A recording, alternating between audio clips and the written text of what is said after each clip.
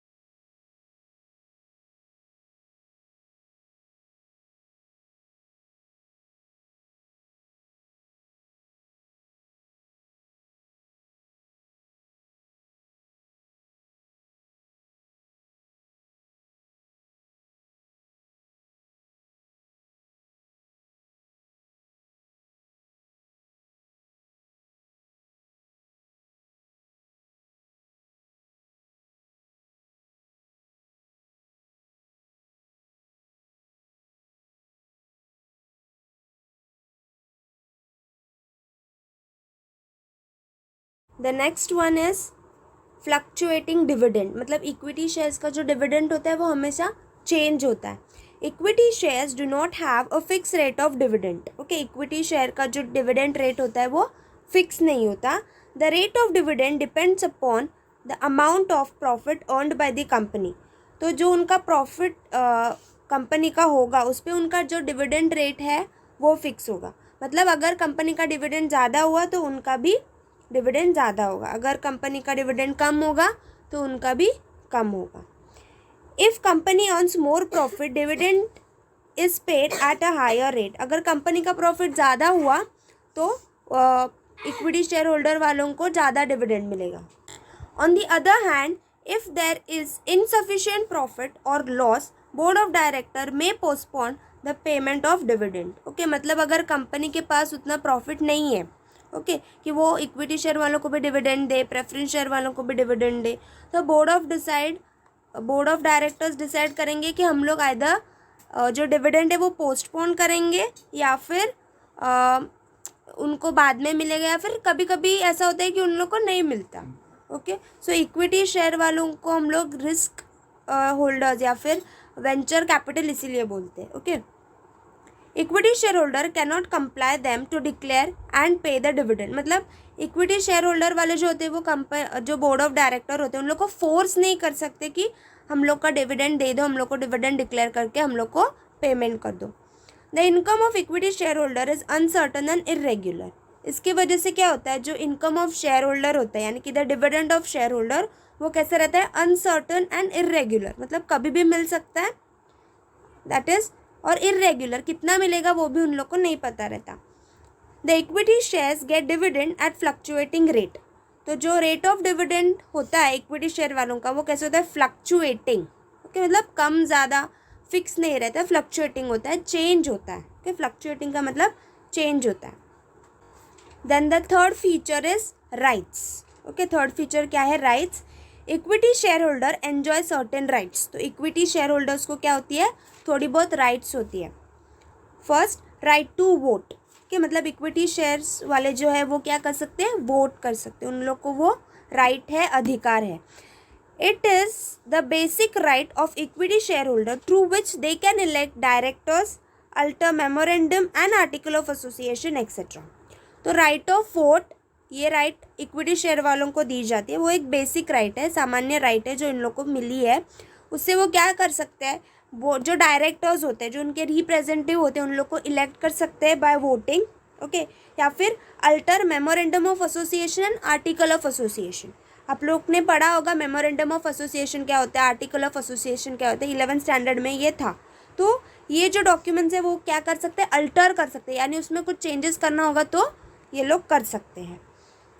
Next is right to share in profit. कि मतलब उन लोग का अधिकार है कि उन लोग को प्रॉफिट में से थोड़ा बहुत हिस्सा मिले.